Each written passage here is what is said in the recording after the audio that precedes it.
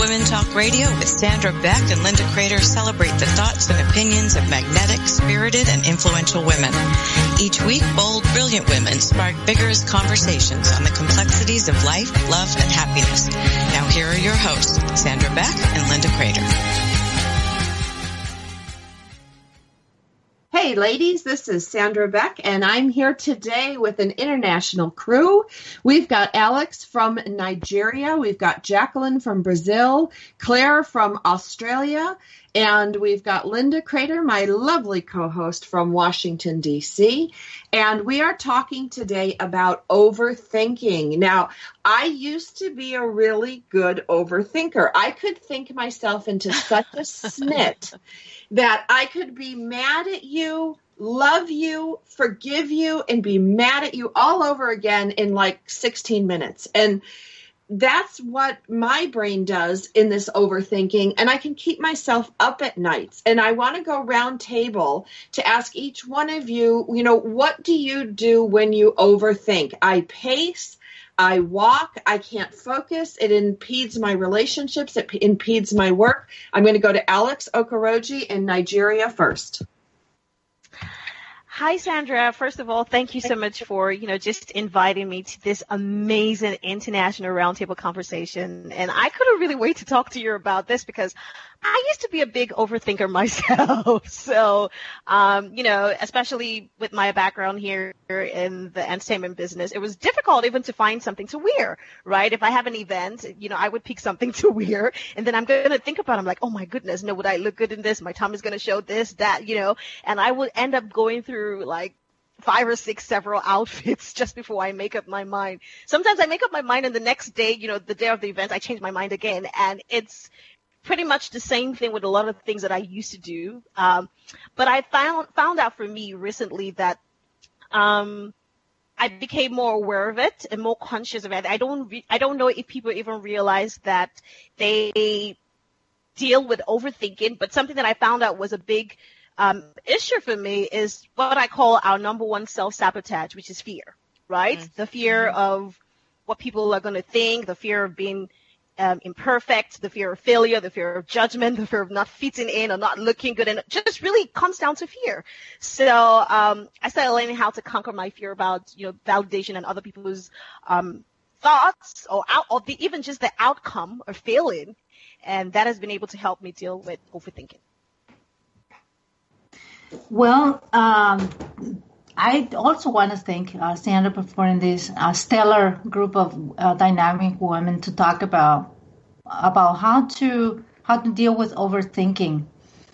I would say for me it's a survival fear, and I agree with the person who preceded me in saying that the number one drive for people is the survival existential fear, and we always thinking what other people are going to judge us by, what people are going to think about us, be that our parents, our spouses, our friends, peers, whatever.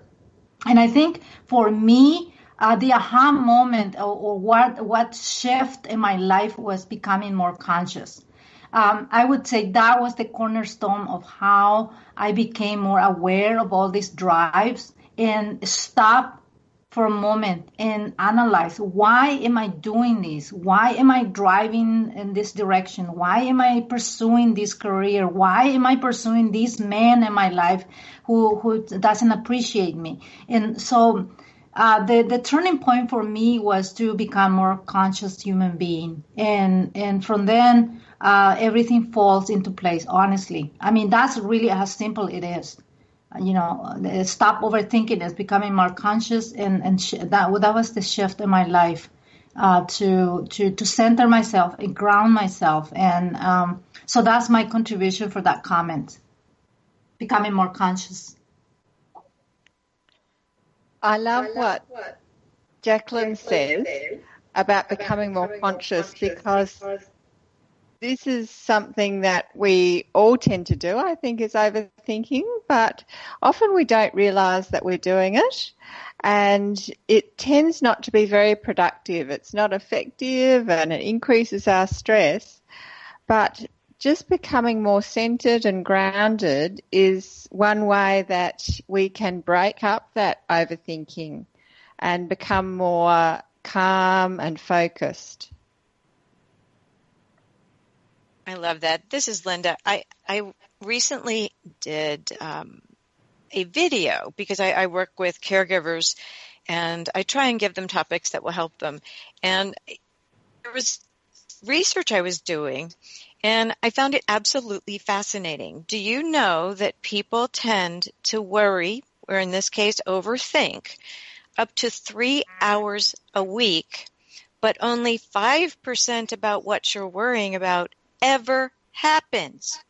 Right. So let's assume that you are simply exceptional and only 2 hours a week you worry. But at the end of the year, you have wasted 90 hours of what would be productive time by worrying about things that will never, ever happen.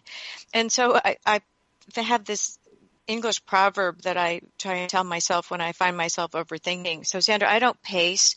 I talk to myself. This is a tendency that I have.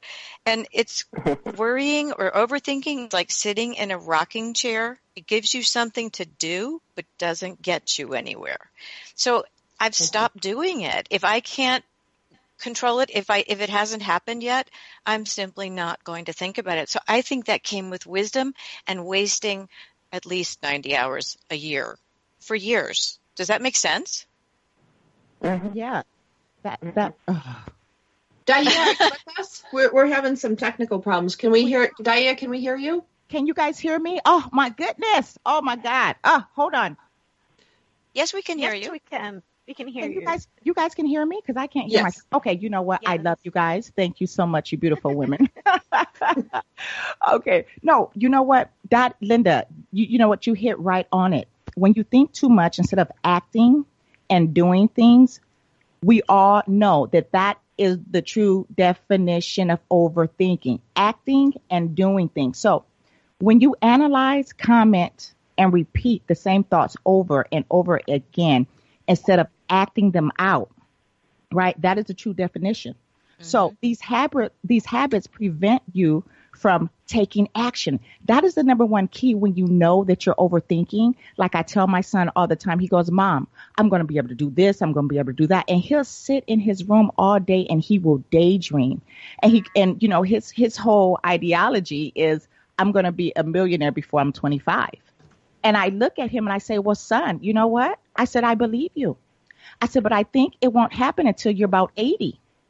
So he goes, well, why do you say that? I said, because you're overthinking everything instead of putting all your thoughts into action. I said, when you are constantly thinking and thinking and thinking, which is the true definition of overthinking, because you don't have any action behind it, you're just daydreaming.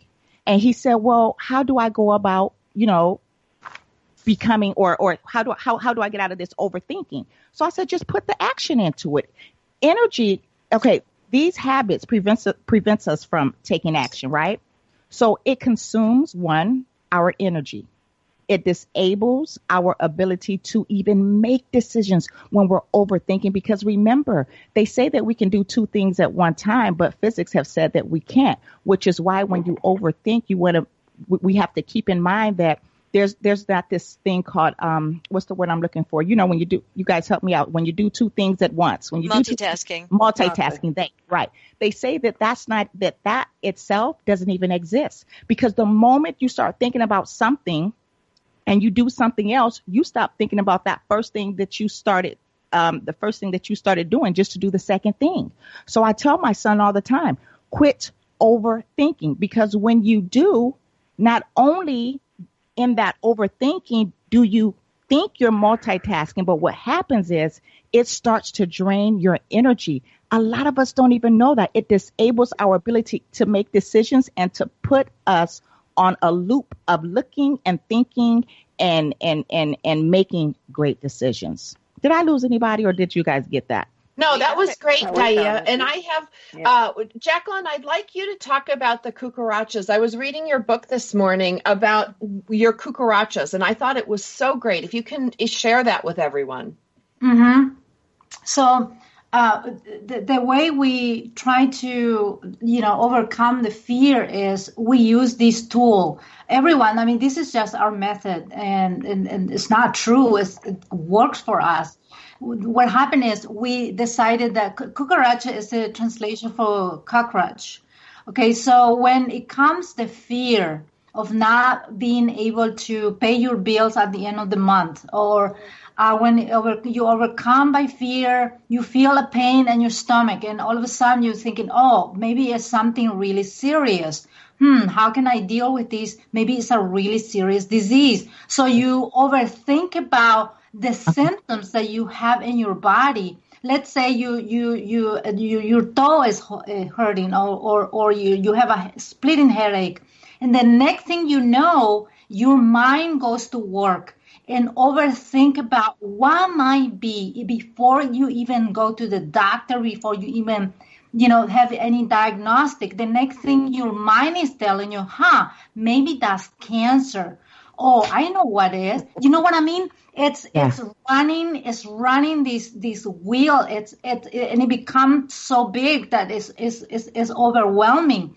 And what we do is we objectify this fear of whatever that might be, some symptoms in your body. We objectify as a cucaracha or cockroach, and we step on it, we stomp on it, and we kill it before it becomes so big that it's unmanageable. So that's what we do. We use that tool. We objectify this fear of not being able to pay your bills, or not being able to just say, oh, this is just, a symptoms of that is going to go away if I take an aspirin, and you forget about it. Instead, your mind goes to work to tell you how many things can go wrong in your body, and it's going to kill you. Because our mind are prepared to do that. That's how it works. But if you are conscious, you manage it, and you are the boss. You become the boss of your mind, instead your mind running around you like your mind is your boss. You see what I mean? Yeah. Yes. I'm going to take us to commercial break. This is Dynamic Women, and we are here today with Alex Okoroji from Nigeria, Jacqueline Lopez from Brazil. We'll be back after the break.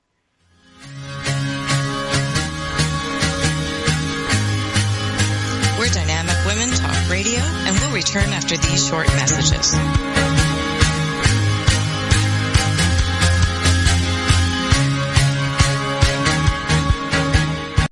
It's the Fitness Minute with fitness expert Annette Hammond. It's easy to fall into the trap of fad dieting. Some look so simple, effortless, and satisfying. But that's not always reality. If you need to lose weight, it's very important to your health and well-being that you do. Being overweight brings a whole host of problems, physically, mentally, and emotionally. But the way to achieve permanent, long-lasting weight loss is to build healthy habits that will last a lifetime. Most people who have lost weight and kept it off have made lifestyle changes with low-calorie healthy eating and daily exercise that they can continue the rest of their lives. But some have gone on fad diets, like liquid diets, prepared food diets, or dramatically reduced calories, and have lost unwanted pounds, only to put the weight back on eventually. It's time to build healthy eating habits that will keep the weight off permanently. You can do it. Valentine's Day has been celebrated in different ways around the world. In Italy, one tradition suggests that the first man a single woman sees on Valentine's Day was the man she would eventually marry. What's a word for the first person you see after you leave the house in the morning? A qual tag. In South Africa, some women pin the name of their love interest on their shirt sleeves, following an ancient Roman tradition known as Lupercalia. This is how South African men learn of their secret admirers. In America, it is widely believed that if women don't receive a gift of candy, flowers, or a card from their guy on Valentine's Day, he's probably going to get dumped. This is usually the cause for a charrette or an 11th hour effort by men to buy their woman a Valentine's gift. I'm Carolyn Davidson, and you can have fun challenging your words you never heard vocabulary with my free app, Too Funny for Words.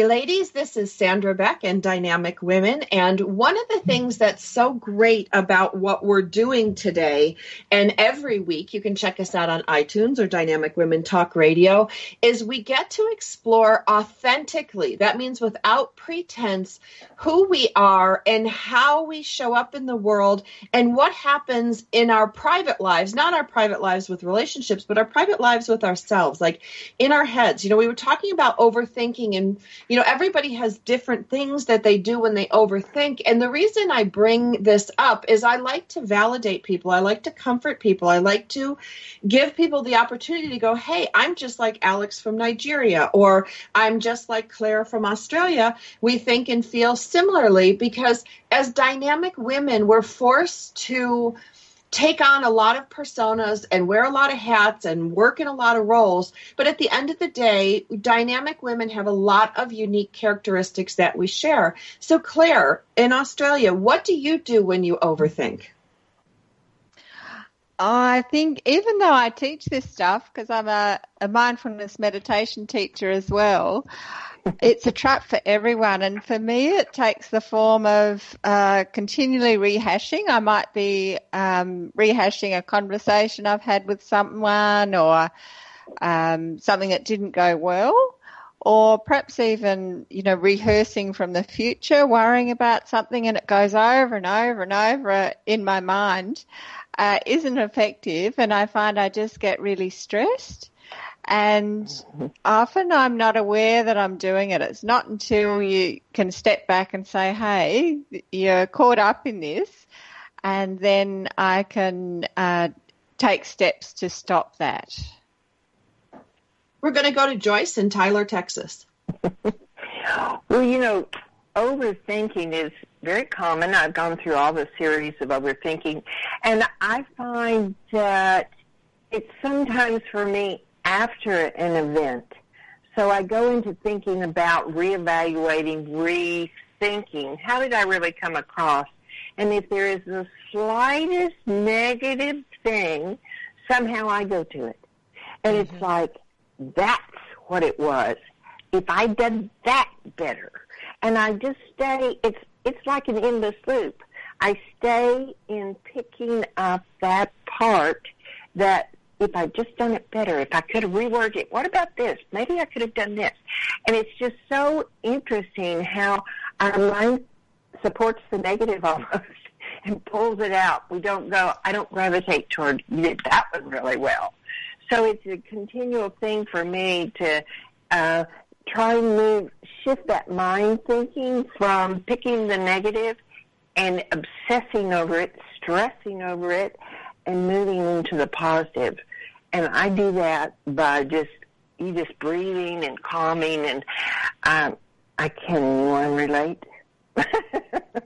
Yes. I think it's pretty common. So that's where I go with overthinking.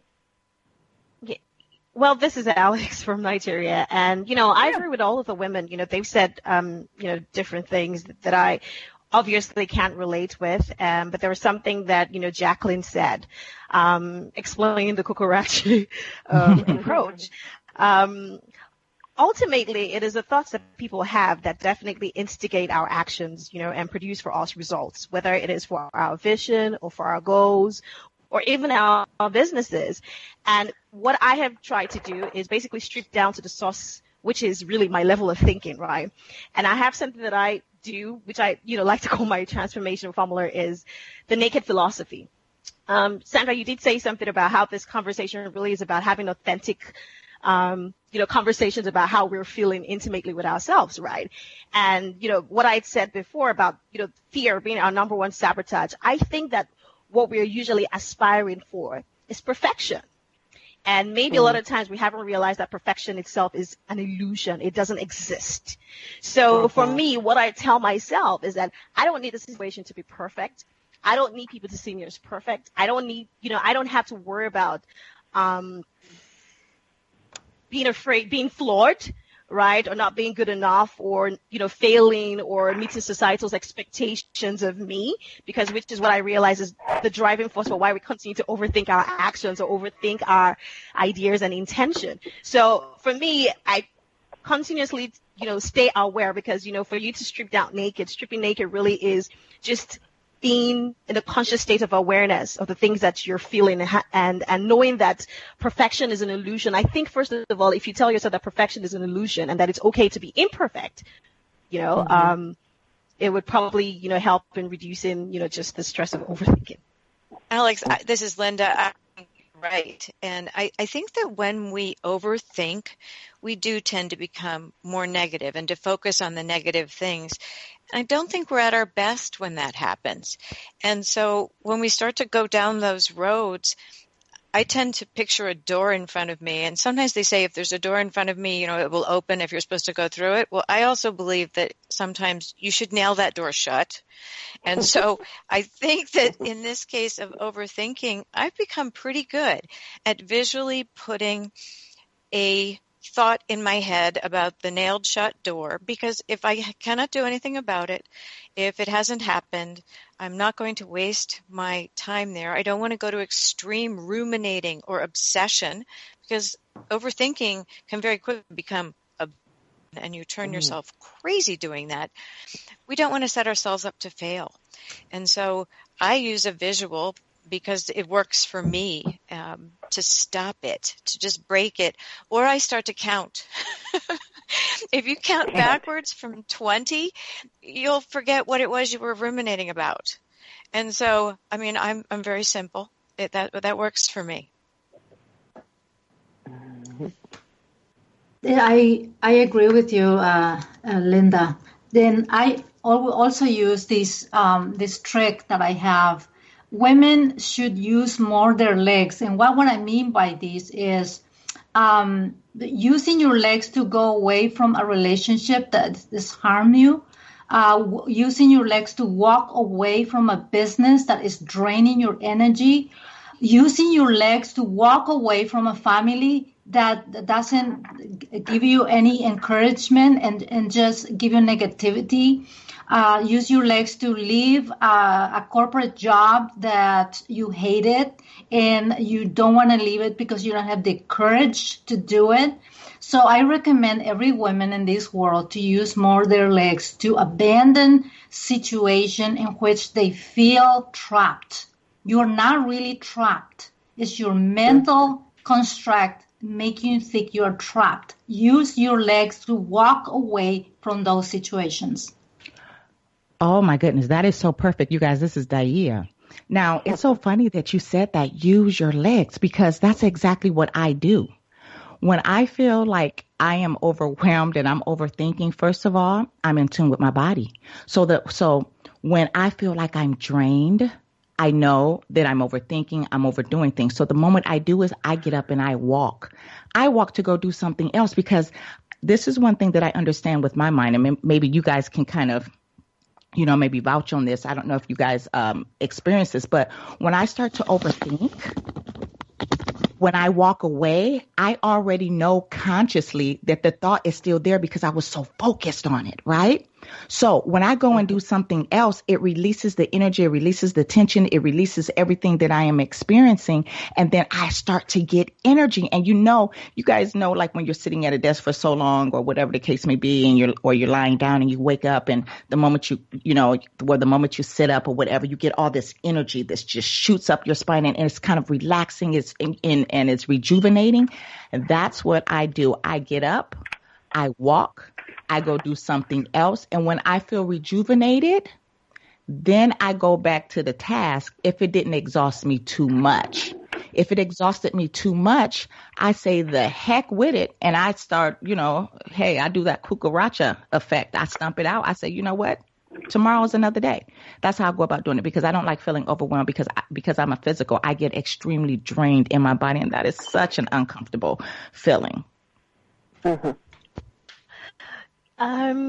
For me, I just thought about something. I really feel like, a lot of the times when we focus, when we're overthinking something, like Linda said, it comes from a place of negativity. It becomes, mostly negative thoughts. And we're focusing on how things can go wrong as opposed to what could go right.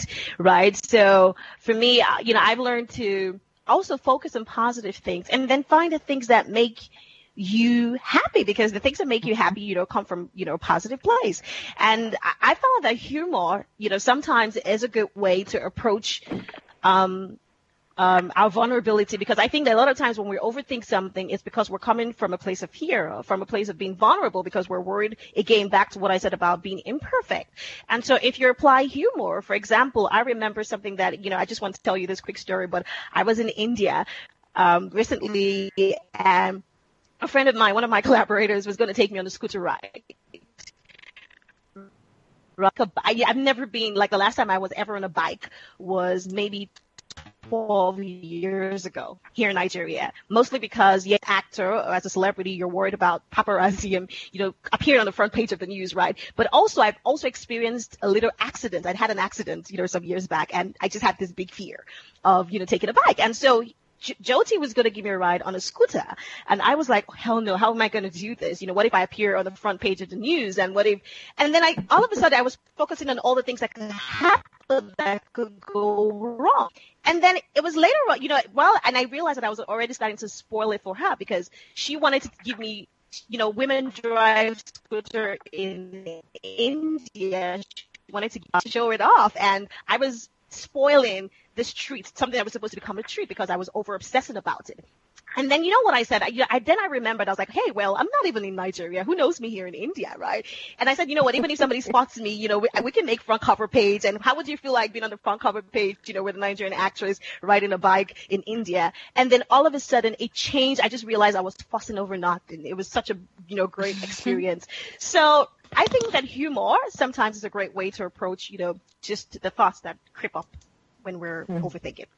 Thank you, Alex. That was so great. I'm going to take us to commercial break. I want to thank Alex from Nigeria, Jacqueline from Brazil, Claire from Australia, and getting up at 2 a.m. to be on today's show, Joyce from Tyler, Texas, Daia from Los Angeles, and Linda from Washington, D.C. We'll be back after the break, and we're going to talk more with these wonderful, dynamic women about overthinking, because I know I already feel better about my overthinking. We'll be back after the break.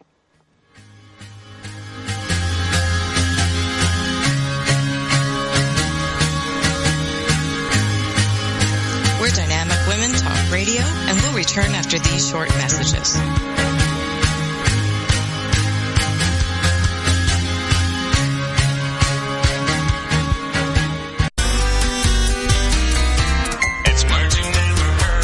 You might think that kissing is a universal sign of affection, but there are certain groups of people on Earth who just don't do it.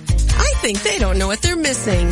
Humans have been kissing for a long time, as kisses were portrayed in Egyptian art in 1500 BC. The Romans are credited with perfecting the romantic kiss as we know it today. What's another word for kissing? Osculation. Your lips are 100 times more sensitive than the tips of your fingers, and the kiss quickens your pulse to 100 beats a minute. One kiss actually burns up to 3 calories. Now there's a workout I could handle. Studies say a woman will kiss about 79 guys before getting married, and the average person spends 2 weeks of their life kissing. What's the word for the art of kissing? Philematology. I'm Carolyn Davidson, and you can have fun challenging your words you never heard vocabulary with my free app, Too Funny for Word. It's the Fitness Minute with fitness expert Annette Hammond. February is American Heart Month, and this month is dedicated to raising awareness about heart disease and increasing knowledge about prevention. Heart disease is the leading cause of death in the United States. The American Heart Association stresses that physical activity will make you feel better, and your health depends on it. They say that by exercising for as little as 30 minutes a day, you can reduce your risk of heart disease. Studies show that for every hour of walking, you may increase your life expectancy by 2 hours. That is great news. It's so easy to get out there and get moving. Anyone can do it, regardless of your fitness level. Get your doctor's approval, then put your walking shoes on and start walking. Not only are you working on preventing heart disease, you are increasing your life expectancy. I'm Annette Hammond. Visit our website at AnnetteHammond.com. Doesn't matter.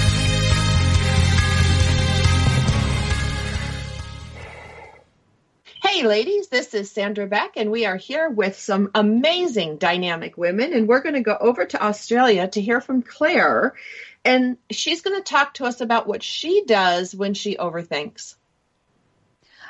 Thank you. Yes, we've had some beautiful suggestions already about taking action and walking away and using humour, which I just love.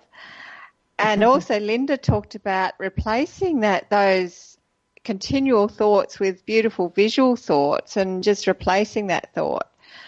And what I tend to do is to just become more present. So when I notice that I'm overthinking, I tend to just stop, and there's a technique I love which takes about 2 seconds, which is called pause, present and proceed. So pause is just to say, okay, take a moment, and it might be just as simple as taking a breath, and just to become present in your body.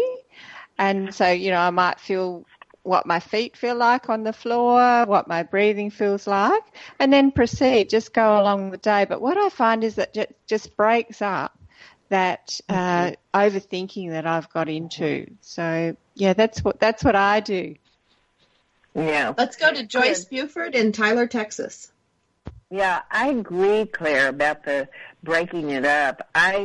I tend to encourage myself, as well as others, that when they get into the obsessive thinking, which is usually negative, and it's just like a reel, it just replays, that you make that deliberate decision that you want to move from your head, which is full of these ideas that are not productive, and you can move into your heart.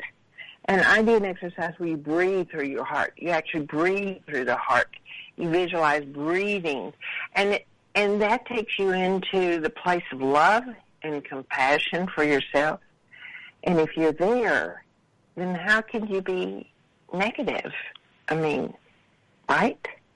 It's all good. It's all peace. So I have started using that for me. Yeah. I love that. This is Linda.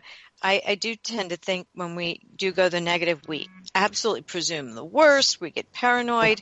we get absolutely crazy. I like to think of it that I start to create fiction. I start to create total circumstances and stories that don't exist because I've overthought something. And I really have gotten very good at not doing it as much, but it will still happen. And I just think that that's sort of silly. And I make a joke of it by saying I create fiction. But when I do overthink, I've suddenly taken a point from A and I'm at Z. And I don't even know how I got there, but it was not pleasant. And it wasn't the load that was breaking you. It was the way you carried it. So it was just very interesting. So, no, I think that overthinking, we waste a lot of time, and it's often negative. But I would rather create a positive fiction than a negative one. Well, I go back to my little girl training. I was raised in the Christian church. I was raised a Catholic by a mom who was almost going to be a nun. So, obviously Bible verses were big in our house. And, I hated memorizing them. I'll be honest, as a kid, it was a total drag to memorize these. But I'm so glad that I did, because I have one phrase that I say, if God is with me, who can ever be against me? Or I know the phrase is, if God is for us, who can ever be against us? But I, manipulated it for my own use. But when I start ruminating, when I start getting fearful, and I think, like, how am I going to raise these kids? How am I going to pay these bills? I'm all alone. My mom is dead. Like, all these things start jumping in my brain, and I can't, like Claire, I can't sit still, and I can't set a timer on my phone and, have a 2-minute meditation. I want to crawl out of my skin at that point. So I just sit there going, if God is with me, who is against me? Who can be against me? If God is with me, who can be against me? And I like run that tape over and over and over and over and over till I start to calm down. And then once I calm down, I realize, you know what? God is with me. Who can ever be against me? So I can proceed on my day. But beautiful. I have to go back to my old, training as a little girl, but it does work for me. Let's go to Alex Okoroji in Nigeria. Sandra, you know what? I was also raised in a Catholic church, so I do know that Bible verse, and I tell myself that too. But what I've really realized about overthinking is that overthinking sort of holds us back from taking action, right? We spend so much time overanalyzing our thoughts and our actions, our intentions, and all of that. But I think that, the most important part is how do we get from that to actually taking action and making decisions and deciding, because it holds us back. So maybe something that we could do, which is something that I do, is give myself a deadline, right? Become a person of action. For example, if I set a timeline for myself to do something and I put it, truth is, I have this thing that I do when I say expression is so important. I put it out in the universe. Like, if I'm going to do something, I tell people around me. Right? If I want to take a decision and I want to do something, I tell somebody close to me, or sometimes I even tell my readers, or I put it out there in the universe. And what that means is that I'm now under pressure to meet my deadline or my timeline. So I spend less time fussing over it, overanalyzing it, and thinking, should I do this or should I do that, or what will people think or what people say. So I guess that, that's we can try become more, a woman of action or a person of action, which is really setting deadlines for yourself. Jacqueline. Okay, so wow, that's a powerful statement. Let's see if I can contribute something. Here's what I think about the power of surrender to what is. Illusion. We have this illusion that we can control our circumstance, but we really can only control how we react to situations. Really, our society make us believe that we can prevent, control every situation in our lives, and it's just ludicrous. We cannot. The insurance company cash into our fears. Let me give you a concrete example. When I buy a ticket online to travel, the next thing you know, they offer me insurance to secure my luggage, insurance. When you buy to rent a car, you have to buy insurance for this, insurance for that. And that is totally conspired for us to overthink. And you know what? I recommend, ladies, stop overthinking by surrendering to what is, if that situations come in your life. Just surrender to what is. That's wonderful. That is so wonderful. This is Daia, you guys. Okay, and you know what? I think deadlines are great. Alex, was that you that said deadlines? I think it was Alex. I'm not sure. Yes, I did. Yeah, deadlines I think are fantastic, and I think we need to start giving ourselves deadlines. What's wrong with deadlines? There's nothing wrong with deadlines. Also, increasing in exercise. And I say that just like I said, get up and walk and things like that, because we know anytime we're exercising, what does it do? Oxygen to the brain. Sometimes we're overthinking and we're clouded because sometimes we don't have enough oxygen going to the brain. So oxygen to the brain through exercise. Stop worrying about, being perfect. Someone also said, being perfect. So if we get out of this ideology, this huge, destructive and sticky illusion, right, that we have to be perfect, then I think that a lot of us will accomplish a lot of the things that we set ourselves out to do. Also, most of the time when we give ourselves the room to change, then a lot of us won't be stuck on that one thought. Because remember, some thoughts come in increments anyways. So if we just keep these little simple things in mind, right? Oxygen to the brain. Thoughts in increments. Energy comes in increments, right? I think that we will totally be able to redirect ourselves to our accomplishments and our goals without overthinking. And then let me go back to this right quick. And then what was I saying? The perfectionist. If we get out of our way as far as being perfected, right? Because if you look at the word and really think about the word perfection, we're never going to be perfect, because perfection, anything that is perfected has only one option. Once you're perfected, you only have one option, and that's to dissipate anyways. I never want to be perfected. Ever, because I want to constantly, continually grow in my stance, in my understanding, in my way of doing things. I love that, Daya. This is Claire from Australia. And I love the talk about perfectionism and trying to control outcomes. And I often think of myself as a recovering perfectionist and control freak. And I can hear you laughing too. Perhaps a few of us are here. And I find this and overthinking goes together very much. And Day, you mentioned exercise as well, and that's a really important point. It can certainly break up that overthinking and obsessive thinking too. And I think when we exercise, we can do it still by overthinking, or we can once again put ourselves in the present moment.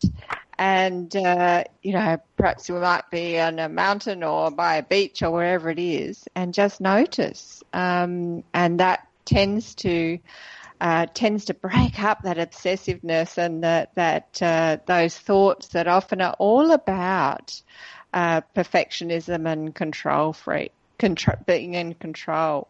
And I love too the talk about surrender. Just to surrender to what is just such a beautiful concept, I think, and one that I have to often remind myself to do. It's a bit of a work in progress for me, I must admit. And I love the reminder here that is just so important, to surrender and let go of those obsessive thoughts, which is fantastic. There's some great ideas there. Well, and what's wonderful, and this is why I love talking to other dynamic women, because you guys will totally get this. Our obsessive qualities, our perfectionism, sometimes our overthinking, and our inability to surrender is what made us successful dynamic women in the first place. So there's a flip side to some of this, because when I look at my ability to work for 60 hours straight with just a couple cat naps to solve a problem when everybody else has given up, they're laying dead in the street, and I'm there crawling through the dirt going, I will make that finish line if it kills me. And you always will. And I always will. We'll be back on the break for the flip side of some of these things. We're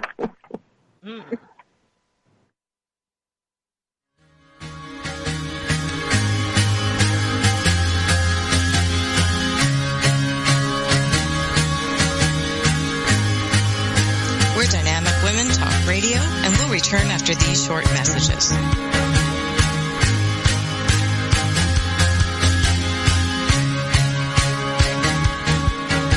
Homeschooling? Have questions? Get your pen and paper ready. It's the sociable homeschooler, Vivian McNinney. Fridays at 5, 4 Central on TogiNet.com. After a handsome blue-eyed Texan fell in love with Vivian at the Victoria Station in London, she found herself at DFW Airport with a tiny suitcase and a snazzy little duffel bag. Well, 25 years later, she is now happily married to that blue-eyed cowboy. They have 4 grown children ages 24 to 18 who became willing guinea pigs when she unwittingly stumbled upon the world of homeschooling. Wildflower Academy flourished for 15 years. They survived and thrived, and you can too. Vivian will be covering a wide range of issues that face homeschoolers. What do you do with kids in the summer? How to set up your one-room schoolhouse? How obedience is paramount? And what to do with those snakes? Plus, you'll be sharing ideas and insights that she gleaned from other homeschoolers. So join us for an engaging hour with the sociable homeschooler, Vivian McNinney. Friday afternoons at 5, 4 Central on TogiNet.com. Well, for the 19th consecutive year, the Labrador Retriever is the most popular dog in America. We used to own a yellow lab, and she was constantly jumping up and knocking things off the coffee table. I guess labs can be a bit clumsy at times. What are other words for clumsy? Fummelty-jummelty and humperty-clumperty. Rounding out the 10 most popular breeds in America are German Shepherds, Yorkshire Terriers, Golden Retrievers, Beagles, Boxers, Dachshunds, Poodles, and Shih Tzus. Dachshunds actually make a good pull toy for little kids because they've already been stretched. Apparently, beagles can be difficult to train as they can be haber-glabber or strong-willed. Why is it dogs get annoyed when you blow in their face, but take them for a ride in the car and they'll stick their head out the window? I'm Carolyn Davidson, and you can have fun challenging your words you never heard vocabulary with my new app, Too Funny for Words.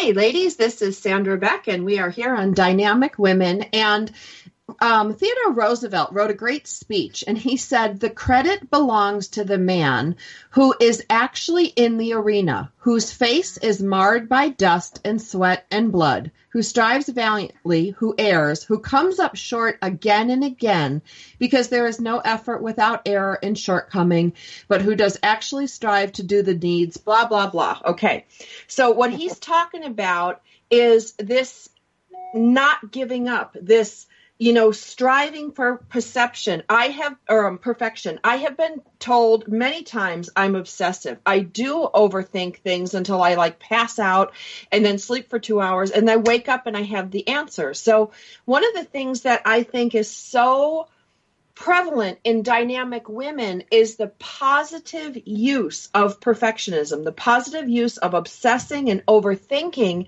and the inability to surrender. Now, these are double-edged swords. I'm going to go to Joyce Buford to talk about your keys to success, because when I look at this panel today, Jacqueline Lopez, Claire Kerslick, Alex Okoroji, Linda Crater, Daia Six, and Joyce Butler, I see so many women who don't give up. And Joyce Buford, you have a new book out and you have not given up. No. My Effortless Happiness that I'm just finished writing and promoting has been really exciting for me. But one of the things that yes, you brought to mind is that we do, as strong, powerful women, take that over-obsessing that we kind of do to work forward so that we can prevent things. We look at it from all sides, and we attack it knowing that there are situations that can happen that would slow us down. At least we recognize them. That's progress, in that we're all willing to look at all sides of the issue and come out with a solution. You know, Sandra, from your experience, you say you just give it time and the right answer will come. We've all offered great suggestions, from exercise to walking to rethinking. All of that is just great and powerful. And it's identifying which one works for us to keep us moving forward, because we don't want to quit. We have a message to offer, and it's knowing that we have it inside of us that needs to come out. So it's just been great to be with everybody and see how we all have similar issues and how we all approach it differently, but very successfully. Yeah. Very cool. So can we go over to Alex? Yeah. I agree a lot with Joyce. Like she said, a lot of the women have shared so many amazing positive things that we can do to basically curb our overthinking. I would say really that, for me, not focusing, again, we've talked a lot about perfection here and, just our, we striving for perfection. Perhaps maybe even as you say, as we are dynamic, successful women, maybe we should care more about reaching excellence than striving for perfection. And even as, as Jacqueline says, we should surrender, because I guess that comes from a place of knowing that we cannot control everything. Even though we cannot control everything, we should tell ourselves that we are still in control. So a typical example would be today, I've been writing a blog post. I was supposed to post it on Monday. I wanted to write that, post that, article on Monday. And, it took me basically 3 days because I thought it wasn't perfect. Well, I thought it wasn't good to go yet. Right. And at some point it looks like I kept obsessing about it. Like, okay, is it good to go yet? No, it's not good to go yet. And at a point I said to myself, okay, the only way that I could spend 2 weeks writing this article. So I need to give myself a deadline, which is where I bring back deadline too, that yes, you think about it, you analyze because you're striving for excellence, but with the deadline, you have no choice but to just just make a choice, take a decision and act on it. So, with the deadline, I think it keeps me, it helps me to be in control, even though I can't control everything. I love that, Alex. This is Linda. I tend to think that not giving up is not an option. for dynamic women. I mean, it doesn't even cross our minds to give up unless our intuition and our really logical thinking is telling us that we're going down the wrong road, so we change course. But that's not stopping. And while women complicate things, sometimes the overthinking piece, I think one of the most amazing parts of these relationships with other dynamic women is that they can help to interrupt the cycle. It's not their problem. So when you call, for example, I will call Sandra and say, I'm having an issue with this. And she'll cut through the clutter right away because it's easier for her to see and move away all the noise and just offer a suggestion or two. I can do the same for other people. And I think that having relationships and people you trust can take that overthinking and that worry and interrupt it and move you back onto the present moment and solutions a lot faster than if you're trying to do it yourself. So we're all very good at what we do, but helping one another and reaching out for help, not something that's always easy for dynamic women to do, really does help the whole process. That's my opinion, but I think the relationship with other really smart, dynamic, brilliant women is a great way to check where you are and how to stop overthinking. Well, and Linda, how many times have we had a conversation where we say, am I overthinking this? Yes. Yes. And we're very direct with one another, which I love because, okay, good. Then I don't have to think about it that way. Do you remember I called you once and said, I'm upset because I've got this many calls out and I haven't gotten these calls back. You said, this is a problem. Do you remember this? Yeah. And I mean, it was just funny because it really wasn't a problem. It was a good thing to have happen, but I just was lacking the patience to do that. So sometimes we get better with patience over time too, thankfully. Well, I would like to share with all of you, see if you agree with me. We all have this lizard brain that serves for the drive or survival of the species. So I want to share with you why I think this happened. When we were kids, our parents taught us how to do things, how to be better than Susie and Mary, so we can deal with this competitive and hostile world. In our school system, when we go and get educated to become professionals, we strive to be the best in our class. We strive to be the best accountant, the best lawyer. And so we always pushing to be the best because that's our survival, our drive for survival.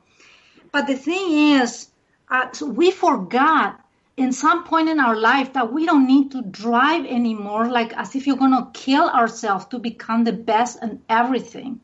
So I invite all the ladies and everyone who listen to us to understand why we do this. Because the drive for survival, our parents want us to prepare for the world, but we somehow forgot that we don't need to push and compete with everybody else to be the number one anymore. You can drop your story, you can drop yourself and just relax a little bit. Right, exactly. And you know what? This is what I say. This is Daya, you guys. This is Daya. So the school system, you know what I've learned when I deal with remarkable people, that they're not educated by the school system. So right there, that is proof to us that we don't always need the school system in order to be dynamic people on this earth. It is a systematic programming, mental like crucifixion. That's how I look at it. But this is one thing I want to say. I'm an addict, and I am going to go ahead and just announce that to all of you women. I am an addict. I am addicted to information. I realize that I am an information junkie, and I am addicted to my creativity. So when I am working, because, I had to sit and I had to think, and I said, okay, why is it that I am always working and sometimes I have abandoned my children just to work, but I have not always done that. I didn't do that when I worked for the phone company. I didn't do that when I worked for, other organizations. I only did that when I was in my creative mode because I'm feeding myself. And when you feed yourself properly, properly, it's almost like you're able to get on this invisible fast. And I really don't even call it an invisible fast because it's really affecting me. I have all the energy to keep going. And like you, Sandra, I always fall asleep at my darn studio, right here in my studio, right here on my table. My hair was in my food. Okay. I went up last night. I swear I went upstairs and I looked at my bed and I said, I haven't slept here in like a few days. I've been sleeping in my chair, working, falling, waking up. And all I need is like 30 minutes of sleep. And then I'm rejuvenated to start it all over again. I forced myself to go to sleep, but I don't take that lightly. I look at it as a gift. It's also my weakness. And I say to myself, how lucky am I to want to always create and keep going? Because some people really don't want to, blessing. I love that, Dia. This is Claire from Australia. I can really relate to what you're saying about that drive to work and drive to learn as well. And it really is a double-edged sword. That's what makes the dynamic woman just so successful, that drive to work and act.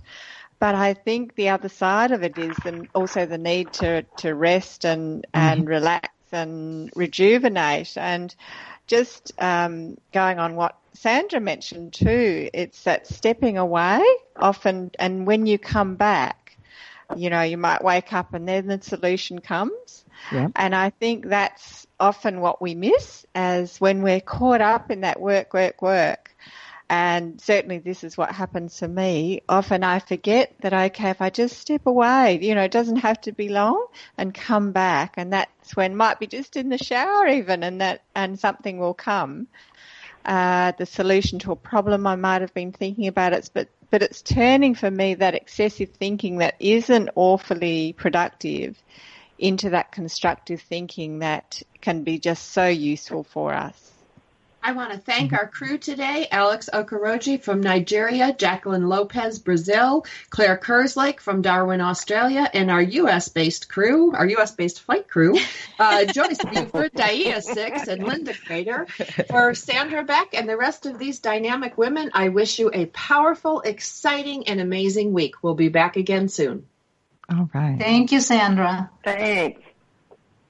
Thank you.